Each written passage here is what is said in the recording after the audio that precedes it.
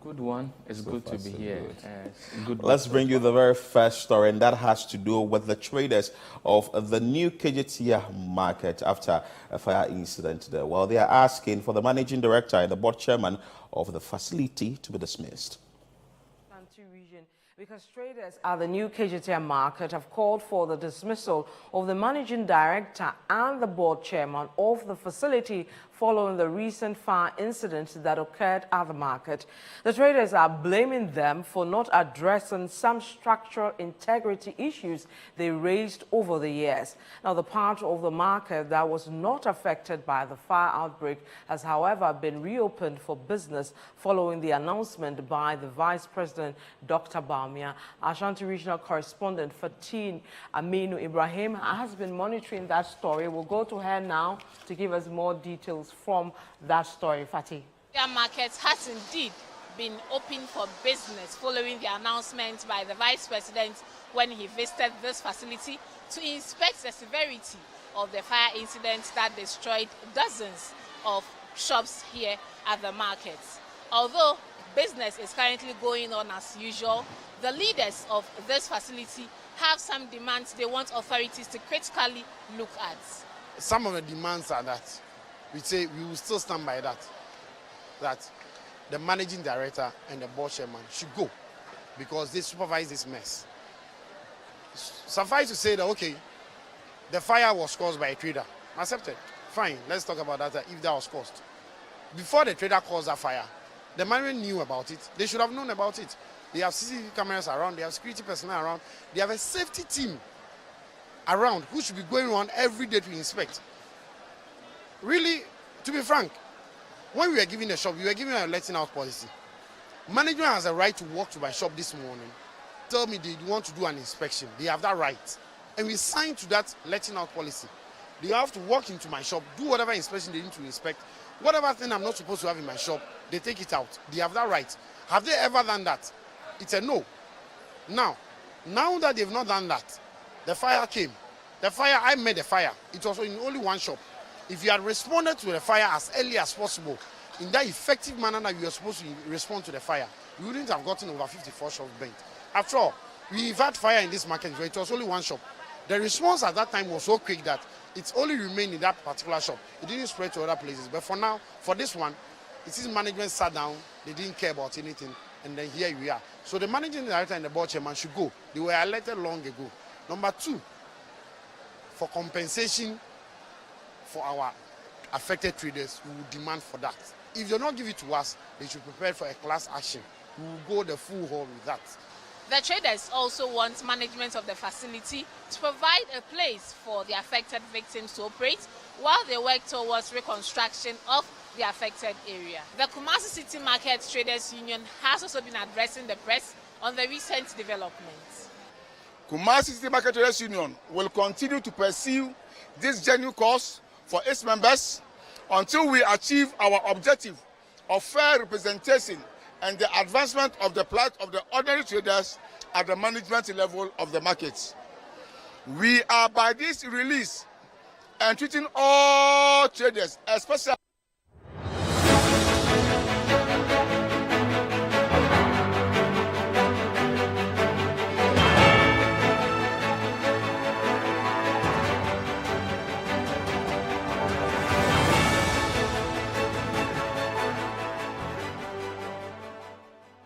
So there you saw complaints of the traders asking that, well, the management of the facility didn't take good care of the place, and also they ensuring that fire safety in that particular facility wasn't assured. Hence the decision for the management to be dismissed, particularly the board chairman and also the managing director. What do you make of this? I think that maybe going forward, finding a solution to this, maybe their call is right, and also cracking the whip is very important. I don't know if dismissal necessarily addresses the issues, and we've reported extensively on the Kjetia market, and you know the problems that we reported.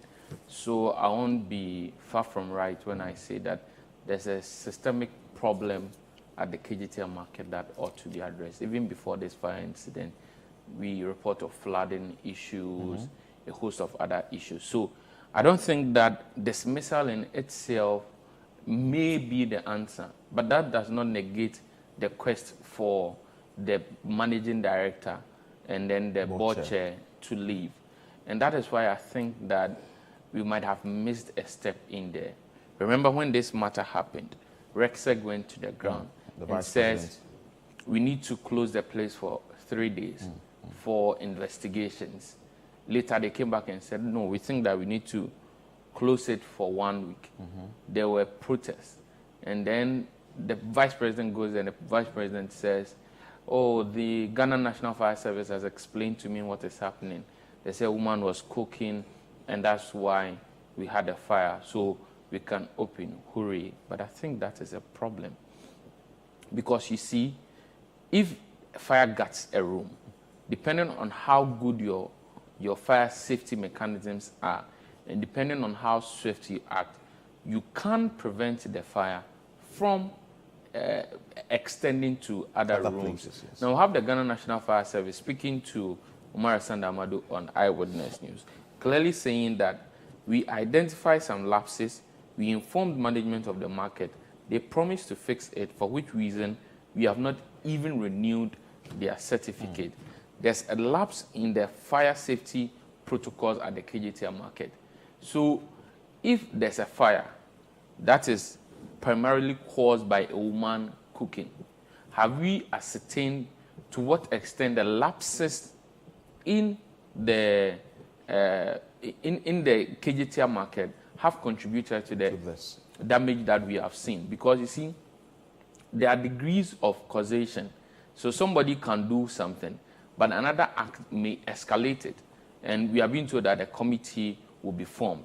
But I don't think that we needed to be in a rush, despite the protest. And for the traders, they will protest to go back to work, to go back to work. But the point is that we need to ensure the safety of everybody. I mean, we are having this conversation and not having chills within us because no casualties were recorded. But look at the Kjetia Market and look at the number of people who frequent this place.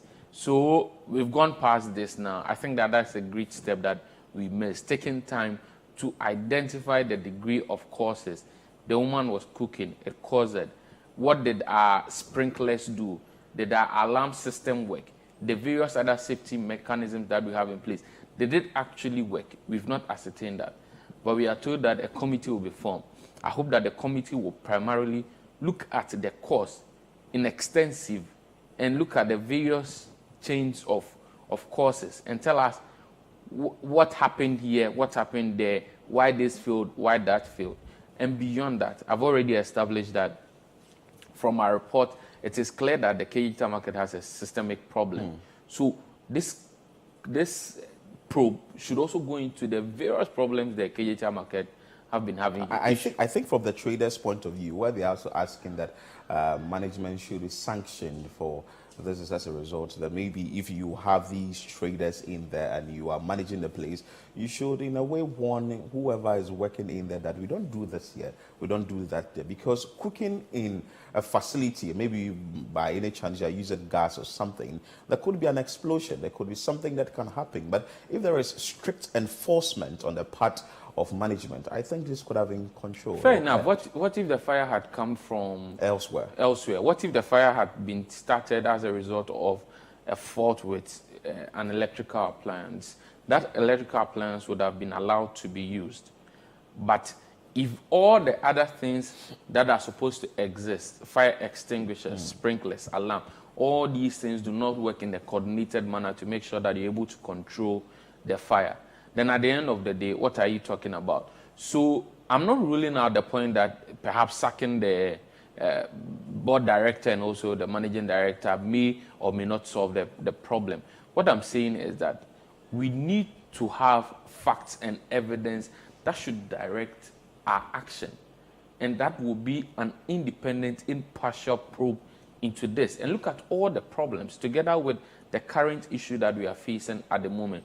And when we are done and we understand that the whole place needs a renovation and that the whole governance structure or corporate structure they have at the place need a review, or even the persons in position ought to leave, is something that I agree with. But I don't think that, because the direction that we should take should be a scientific one based on evidence and fact. And on this platform, I've maintained that we should strive more for more markets like Kjetia Market. I mean, go to our various markets. That is not a place that we should be buying our foodstuff from. Exactly. We should have a place that will be a model market that every community, every town will ascribe to have.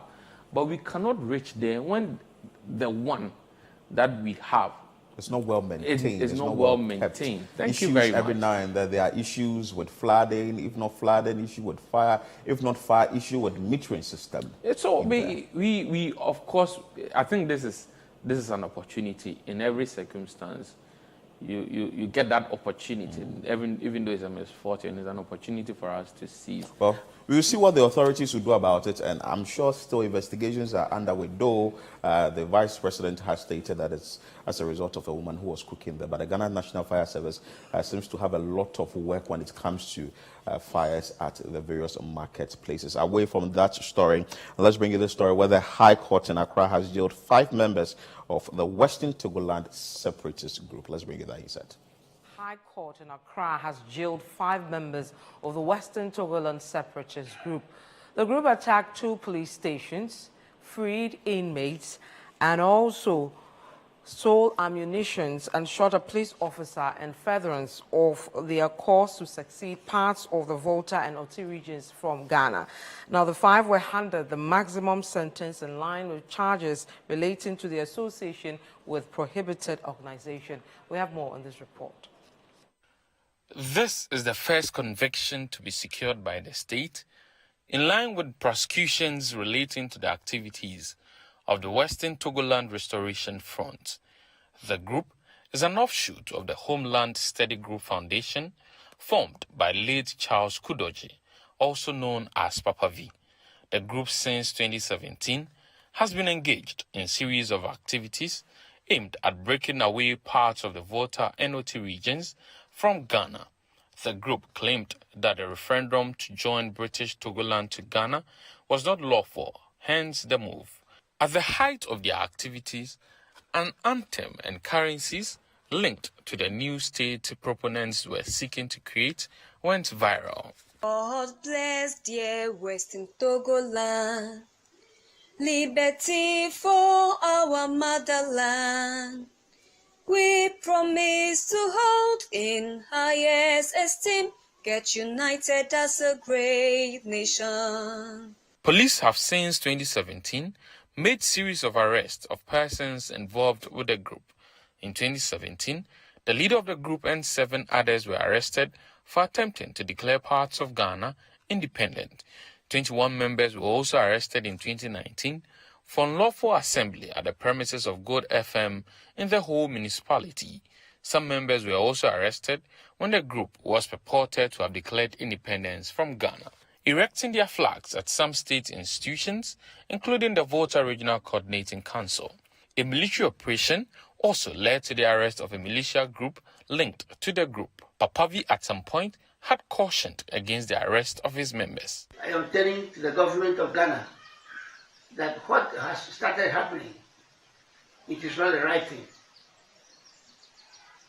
Going around, arresting people in the streets, taking them and locking them up in cells, and also going to houses of every individual, particularly mine, and taking my near 70-year-old wife and locking her up because the husband is talking on the freedom of my country. No. The state initiated prosecutions into these arrests, but charges were later dropped. However, the actions of some members of the group on September 25, 2020 became a matter of police prosecution, which has landed in the sentence issued by the court. The group in 2020 blocked roads leading to the Volta region, attacked 2 police stations at Aveime and Mipe, freeing inmates, stealing ammunition and police vehicles. The attackers also shot a police officer. A security officer who was on duty at the time of the incident, in an interview with City News, gave an account of what happened. tautot wabe amaken and the column front. Kafi miambi mino wa ka no vas bumia na kama metaori. Eta mara ko to ko pu ne fela ka gia. Na okezi. Ngi. The 5 were charged with counts of being a member, contributing and supporting a prohibited organization. The charges are contained in the Supreme Military Council Decree SMCD-20, which prohibits against being a member and promoting the secession from the Republic of Ghana of the former British mandated territory of Togoland or part of the territory.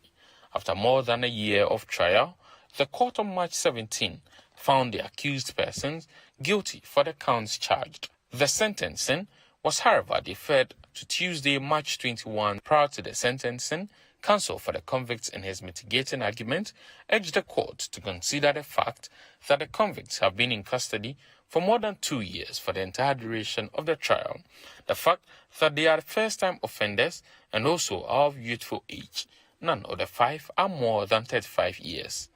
But prosecution prayed the court to give a harsher sentence, which would deter other persons standing trial and harboring plots of engaging in similar acts.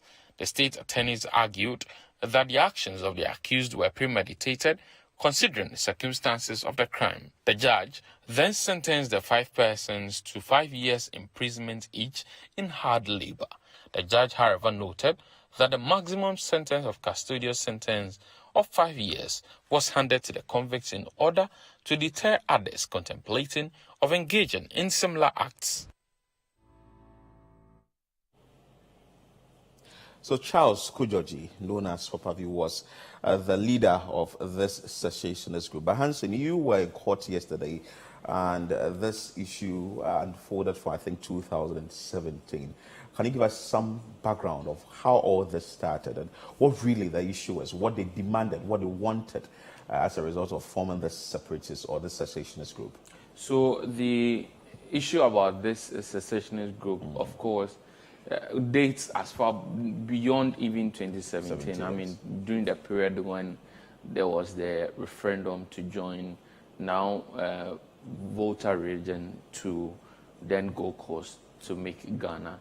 And also primarily during the period of the Supreme Military Council period, when there were a host of movements aimed at seceding parts of the previously mandated British Togoland as to separate that from Ghana.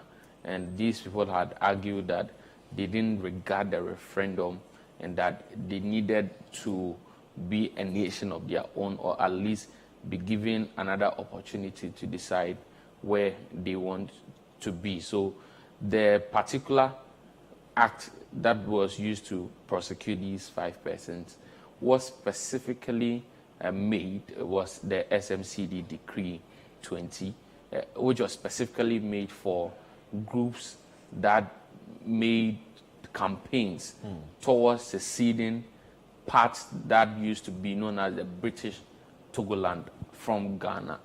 And so essentially that has been their aim.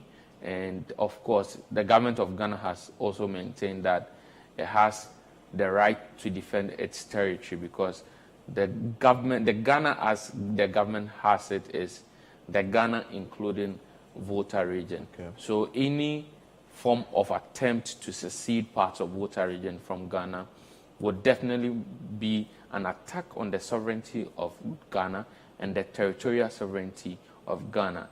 And when it comes to statehood, primarily there are 4 things that make up a state. The state should have a defined territory. It should have a population.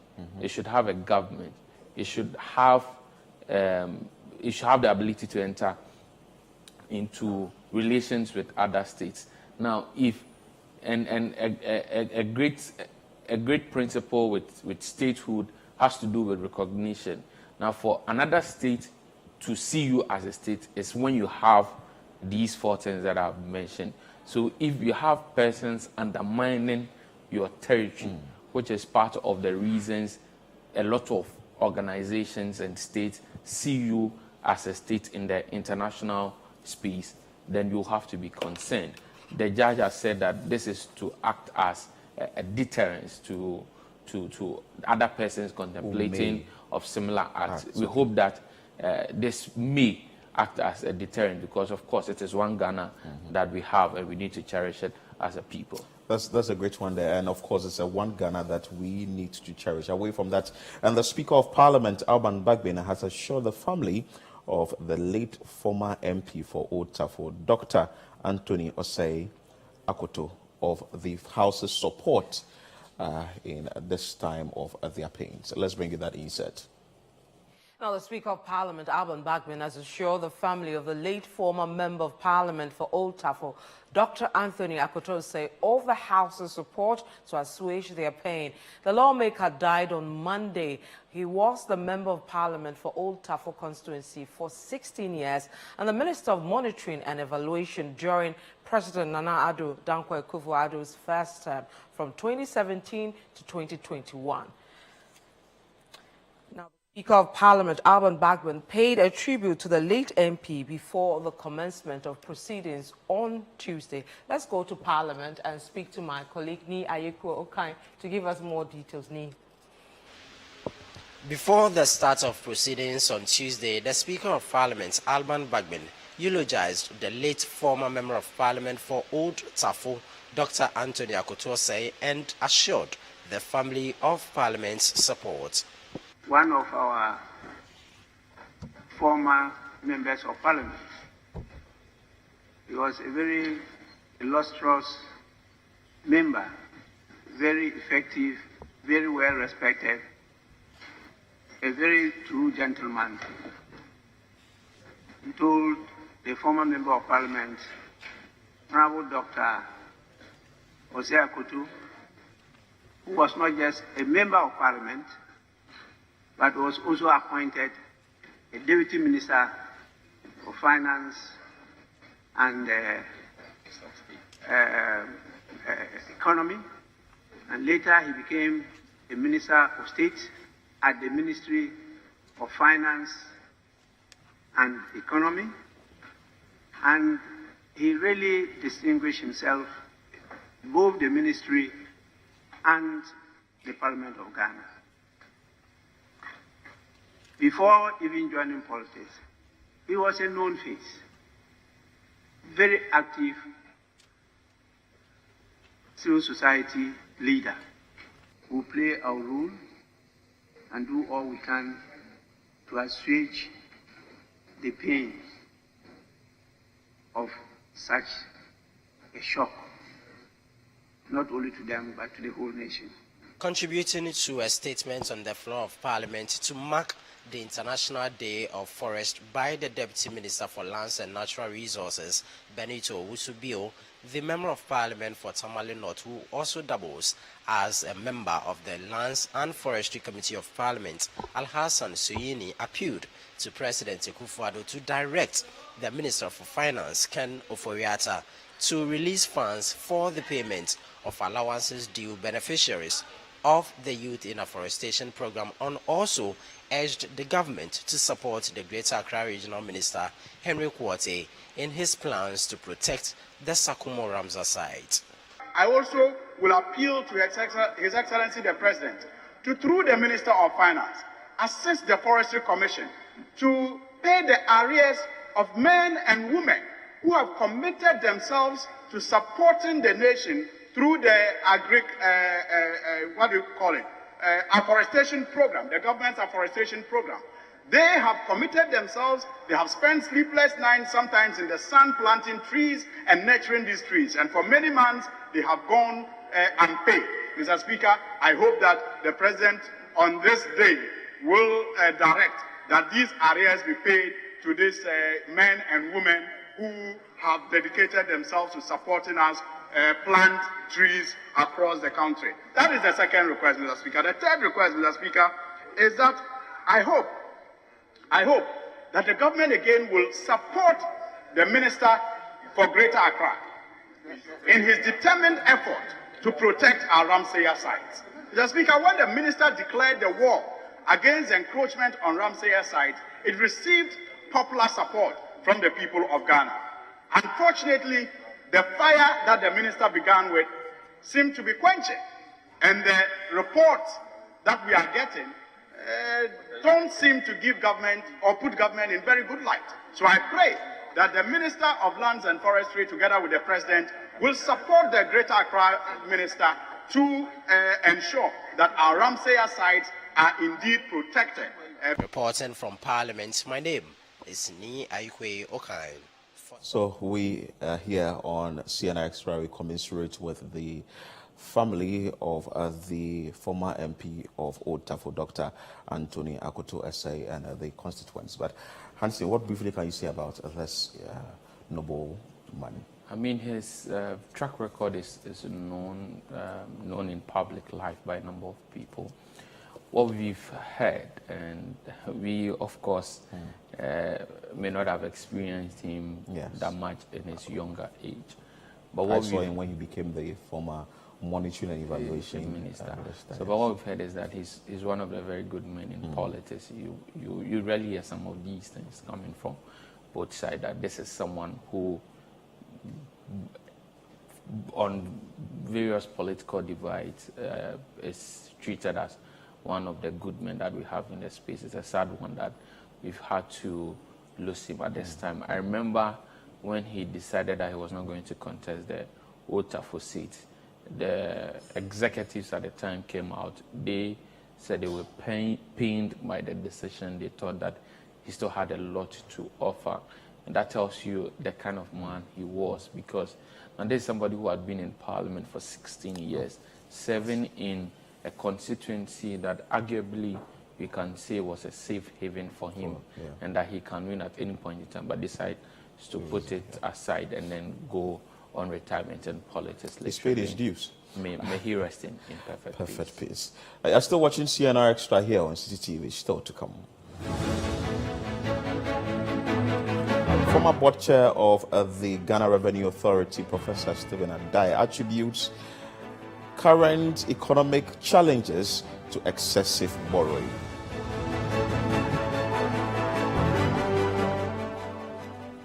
Kindly stay with us. We'll be back with more stories.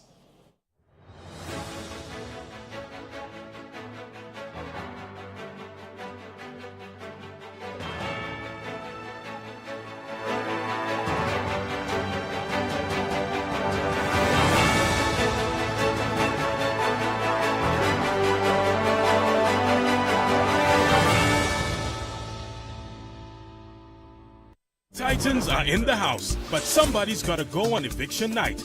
Keep your favorites in the game and on your screen by casting your vote.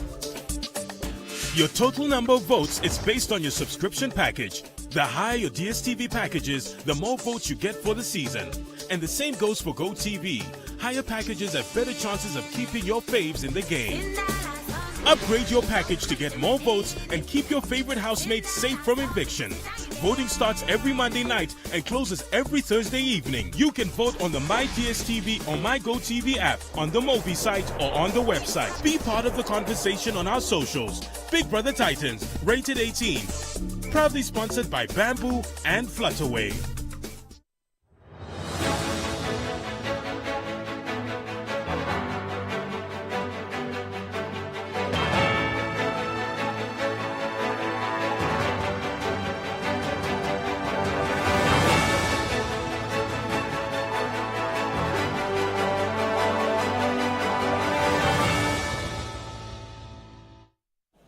We're grateful for staying with us here on CNR Extra. Let's bring you some more stories. And the Education Ministry is asking all parents who have not yet sent their awards to the senior high school after the completion of the basic education and writing also of the BC into the various senior high school to do so, though they are waiting for all the items on their prospectus. Now, the Ministry of Education has directed all parents who have not seen the awards to their various senior high schools because they do not have the full complements of their required prospectus to do so immediately. Now, the ministry explains that not being able to provide all items on their prospectus should not be a hindrance to being not admitted to any of the school. The following report has more. For the Education Ministry, this year has seen over 90% of candidates enrolled into various senior high schools. The ministry says out of the 547,329 recorded candidates, 516,464 have been placed and over 400,000 have been enrolled. This feat, the Education Minister Dr. Yao Osei Educhum attributes to the deliberate investments made by the government in the education sector. Nana Addo Dankwa Akufo-Addo's achievement in education is uncontestable. Nana Addo Dankwa Akufo-Addo's achievement in education is unmatched. In the last 14 years, great improvement has been made in the field of education in this country. Let me share some data with you. 2015, you look at placement and enrollment in senior high schools. 2015, 299,649 enrolled in senior high school. 2022, 465,000 students enrolled in senior high schools. These are facts. You cannot contest this. The good people of Ghana knows that Nana Addo Dankwa Akufo-Addo is moving full steam ahead in education transformation. STEM schools are being oversubscribed. This is under Nana Addo Dankwa Akufo-Addo. The minister made this comment during an engagement with some school placement call center personnel, applauding the work of the center in ensuring concerns of candidates are resolved. The education minister encouraged parents of students who just gained admission to senior high schools to take their awards to school even though they have not had a full complement of their prospectus. If your child has not been able to report to school yet, because you are waiting to get all the prospectus items, I want you to know that my headmasters want to see you at school immediately. So even if you don't have all the items, go to school. The headmasters can't wait to see you and welcome you to their schools. They don't want you to stay at home. Go to school with the little that you have. And if you are determined, one day you will tell your story of how you went to your Togoland with your one shirt, one shorts, and the government gave you your uniforms, and then you say the rest is history. You tell the world that you didn't wait till you got all your items, and yet you went. So parents, send your children to school. Let's take advantage of the opportunity presented to us by Nana Addo Dankwa Akufo-Addo's government, and let us all embrace the free senior high school free TVET so you can change the future of your children, change the future of your family, and change the future of this great nation called Ghana. The minister also reacted to former President John Mahamas' comments on his threat to close all underperforming schools if they do not improve educational outcomes.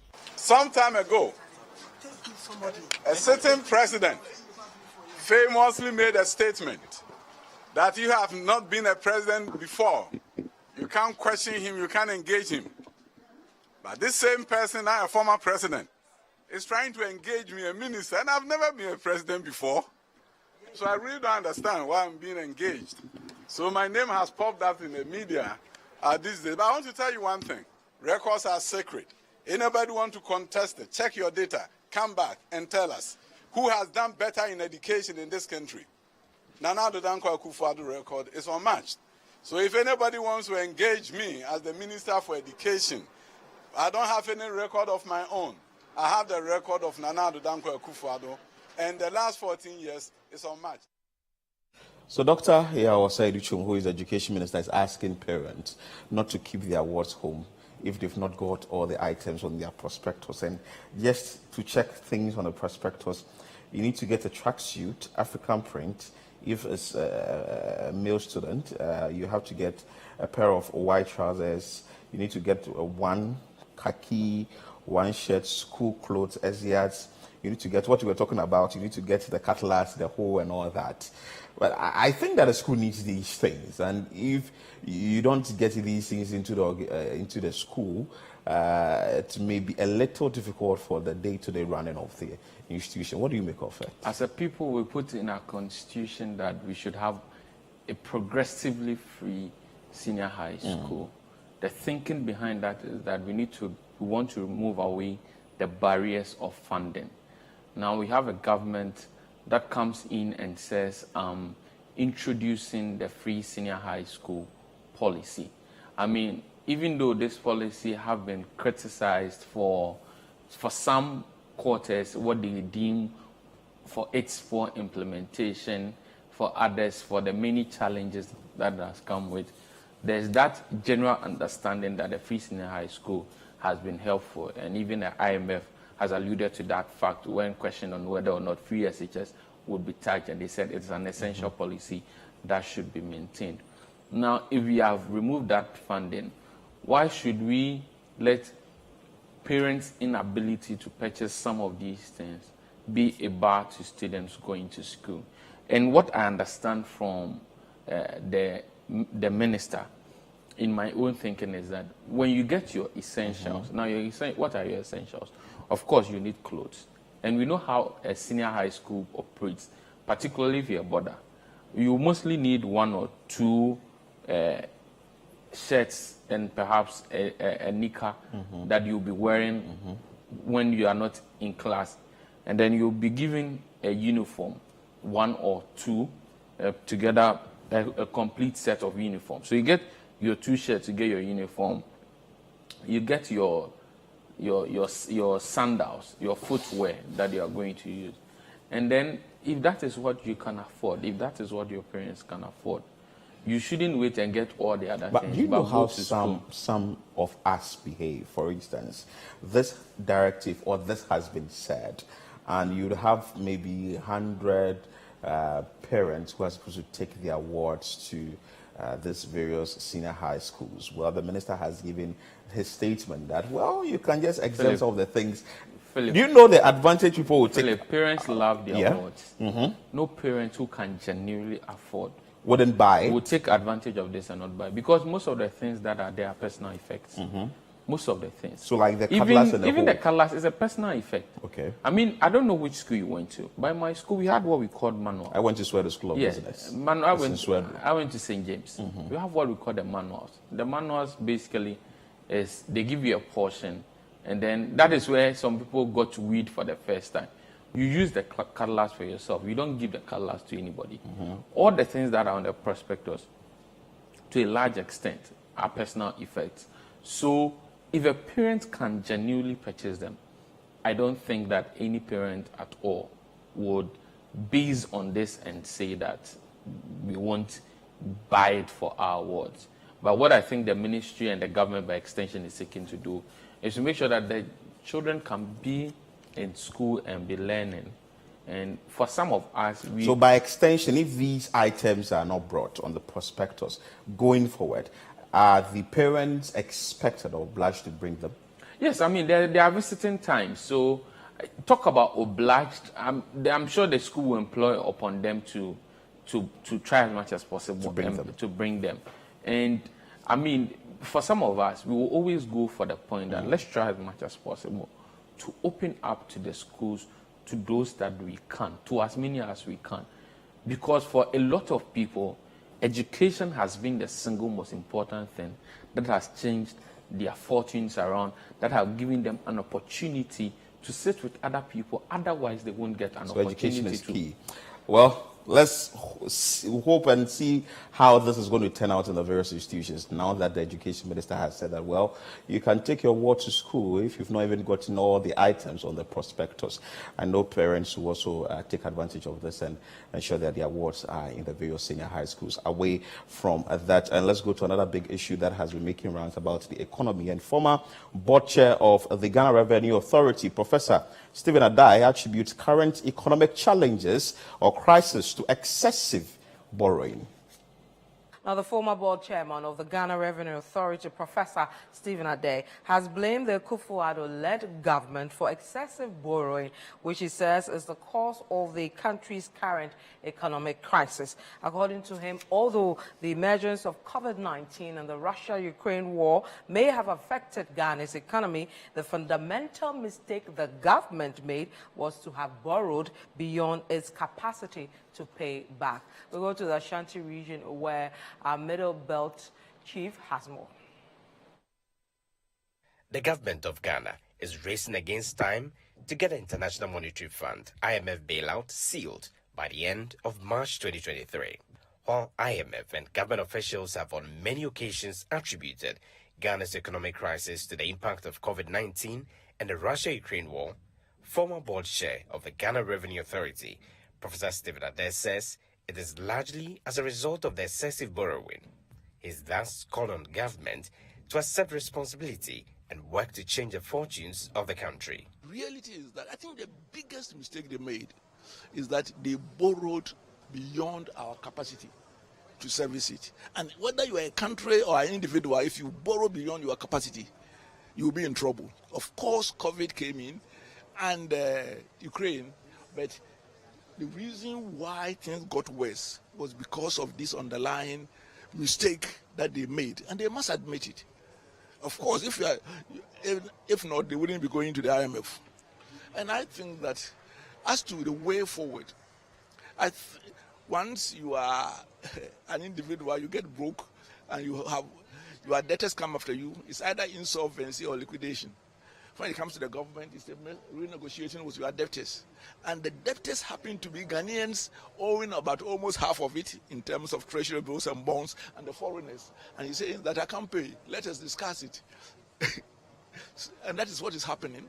And I think that the debt restructuring will go through, but it means that the next couple of years things are not going to be easy for everyone. And we are hoping that we would, for me, whether we will learn and not repeat it again. And that will be me and you being watchdogs, and making sure that they don't go on another borrowing spree.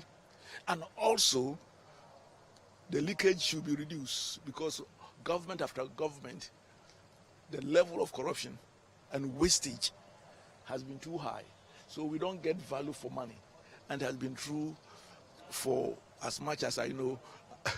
Professor Stephen Adair said this when he addressed journalists on the sidelines of the Signature Market pre-launch campaign at the Kwame Nkrumah University of Science and Technology, Kumasi, where he blamed journalists and intellectuals of not doing enough to make government officials accountable. Every time they borrowed, you heard it on the news approved by the parliament, and you said nothing. And now that you say we can't pay and pay some more, you are crying. So the first thing is that all of us, and especially those of you who have the privilege of the media, should stop the sensationalism and then be analytical and critical. And also, let me get you, don't always get people who are NDC and MPP on the television, the radio, they say that sells. Bring people who will be able to educate the Ghanaians and tell them what to do. There's going to be election, all promises. Not even a question will be asked. How are you going to fund your promises? No. When you go and they give you food and other things, you are finished. You know. And these are the type of things that we should all be looking at. And I must say that my fellow intellectuals have been quite disappointing, because there hasn't been sufficient intellectual discussion. Because being a university, being paid by the government, and you are free, a university lecturer will not be arrested for speaking their mind. They should use their forum and their seminars to really think proactively about where Ghana should go, so that we don't get to this situation again. The first Deputy Speaker, Joseph Osei-Usu, in an earlier interview with City News, says the current economic situation is mainly because the country has not been able to pay the interest on its loans. The current economic situation, let's discuss it. What is the current economic situation? The real challenge. The fact that we're at IMF and all that. We're at IMF because we can't afford to pay our interest, period. Professor Stephen Adair says we are borrowing too much, excessive borrowing. That is what has brought the country to this situation, economic crisis, issues of that. Well, the minority has raised questions with that. I know Kjetia Market has been talking extensively about that. The NDC has been talking, some CSOs have been talking about it. But it looks like the current administration also says that, well, we've not borrowed or be spending recklessly, as is being said out there. That is what the president said when he addressed the parliament on the State of the Nation address. Well, for me, I think that the writings are on the wall. I mean, why are we doing a debt exchange program? We are doing a debt exchange program because debt levels are unsustainable. and even though we are seeking for an IMF help, the IMF is saying that get your debt levels to a sustainable level. And what has brought us to this level is because we've borrowed. And there are other conversations as to whether monies that we borrowed have been used judiciously. Yes, the president says it's been used. It's another conversation. There is another conversation that we can have. But as to whether there are wastage within there's wastage within the system, you would agree with me. Just go into the Auditor General reports, you will see signs of wastage there. So there are certain things that we can agree upon as a people, and then based on those agreements, it can determine our line of action. I don't think that we need to be wasting time arguing of whether or not this government borrowed. This government has borrowed. It's very clear. It's borrowed. But the point I'm saying is that whether they've used it judiciously, it's up to their conversations, the Ghanaian to decide. But generally, when we borrow, we need to make sure that at least we seal the loopholes so that we can use it for the benefit of the general The issue of borrowing and spending of this government, I don't think would end anytime soon, because some more individuals and stakeholders are still talking about this issue every now and then. You are still watching CNR Extra here on City TV, still to come. The NDC campaign manager of the 2020 general elections, Professor Joshua Alabi, urges delegates to give former President John Dramani Mahama over 99% endorsement. Stay with us, we'll be back with that story.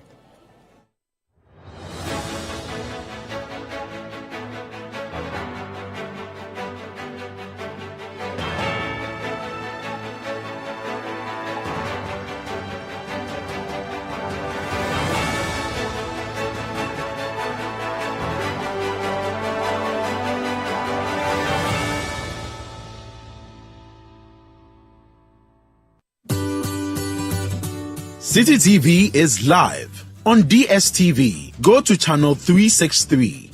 On GoTV, access City TV on channel 182. On a digital TV, please press the menu button on the remote control and run a new search on your TV. Take note that without an antenna, you cannot access City TV on your television.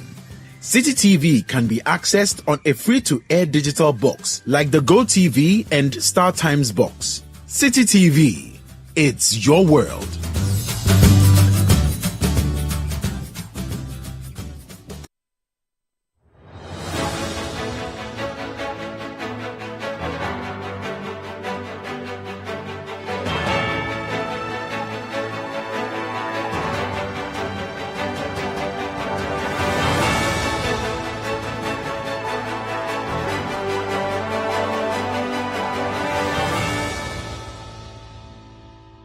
Many thanks for staying with us here on CNR Extra. Let's bring you some more story, and that has to do with the NDC campaign manager for the 2020 general elections, and Professor Joshua Alabi, and he's asking delegates to give former President John Dramani Mahama 99% endorsement to become the flag bearer of the party. The NDC campaign manager for the 2020 general elections, Professor Joshua Alabi, is urging delegates to give former President John Dramani Mahama over 99% endorsement to become the flag bearer of the party. Professor Joshua Alabi, together with some party bigwigs, filed the nomination form on behalf of John Mahama on Tuesday. Now, speaking to the media after the exercise, Professor Joshua Alabi stressed that delegates must give the former president the nod to lead the NDC into the 2024 elections. We have more on this by Philip Nilante. Philip, if you can hear me, what more can you tell us? The Elections Committee of the National Democratic Congress slated Monday, 20th March 2023 to Wednesday, 22nd March 2023 for the filing of nomination forms by flag bearer hopefuls. While the exercise is expected to see about 4 candidates, including Ernest Kobia, Dr. Dufour, Kojo Bunso, and John Dramani Mahama. on March 21, 2023, that is on Tuesday, the former President John Dramani Mahama asked a team led by Professor Joshua Alabi to file his nomination forms on his behalf. Here is Joshua Alabi speaking to the media after filing the nomination forms. This campaign is our campaign. This campaign is my campaign. Yes. And I know, together with us, we shall go around the length and breadth of this country to talk to our people. Even with 51%, he has won. 60%, he has won. 70%, he has won. 80%, 90%, he has won. But we want 99.999% to send a strong signal to our opponents that our party is fair. So Joshua Alabi, the professor who led the team that the former president asked to file the nomination forms on his behalf. We understand that the former mayor of Kumasi, Kojo Bonso, is expected to file his nomination forms today. My colleague Akosua Ochre is stationed at the NDC headquarters at Adabraka to bring us up to speed on this issue. Akosua, what is happening at the NDC headquarters as of now? Here from my background, it should give you a picture or give you a sense of how charged this premises here is like. Expecting to see Dr. Kojo Bonsu, former mayor of Kumasi, coming here to file his nomination. Yesterday we had John Dramani Mahama coming here to file his nomination, led by his campaign manager. And today is Kojo Bonsu. Tomorrow we are expecting to see Dr. Kwabena Dufo. But Philip, today the atmosphere here is really charged. You know, the Kojo Bonsu hails from Ofinto in the Ashanti region. And so a number of supporters have come here to throw their weight behind the former mayor. And for those who do not really know who Kojo Bonsu is, this is somebody who always wants to be on the front line, always wants to lead.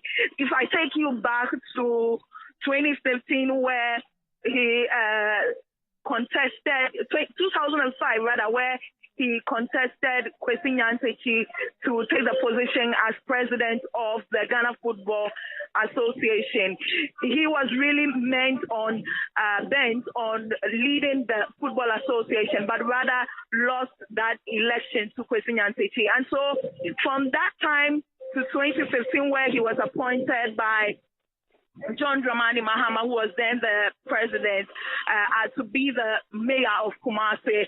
So now he has always wanted to lead various places where he finds interesting. And so just with that, have you been told what time he will be getting to the party office to file his nomination, or his asked some individuals to do it on his behalf? 10 minutes from now, he should be here to file his nomination. As to whether he is going to be here personally, we cannot tell, but all indications tell us that he will be here in person to file his nomination. Okay, thank you so much, Akosua Tree, as my colleague in the City Newsroom. She's stationed at the Adabraka headquarters of the National Democratic Congress, waiting for the team led by Kojo Bonsu, if he's going to be there to file his nomination. But yesterday, the former president also asked a team led by Professor Joshua Alabi to file the nomination forms on his behalf. And tomorrow, it's expected that Dr. Kwabena Dufo, former finance minister, will also file his nomination forms. Well, but as of yesterday, Ernest Kobia also filed his nomination forms. Yes, for me, internal party organization is one that I've always been interested in, because it is an internal organizations or reorganizations that can make and unmake political parties. And if you look at in the Fourth Republic, instances where they've been breakaways from political parties, it's always been as a result of internal reorganizations. And we can only wish the NDC well. And we'll wait to, is it May? May 30. May 30. right here on City TV. We'll bring you all the updates. And as of yesterday, when the nomination filing was done by the team led by Professor Joshua Alabi, the General Secretary of the party, Fifi Fiafi Kwete, indicated that they are going to give fair grounds or level grounds to all the candidates or the hopefuls in the race to ensure that the right person leads the party into the 2024 general elections. My name is Philip Nihilate. I did this with Hans Najiman. This is how we wrap up today's edition of CNR Extra here on City TV. Many thanks for your time and keep watching City TV.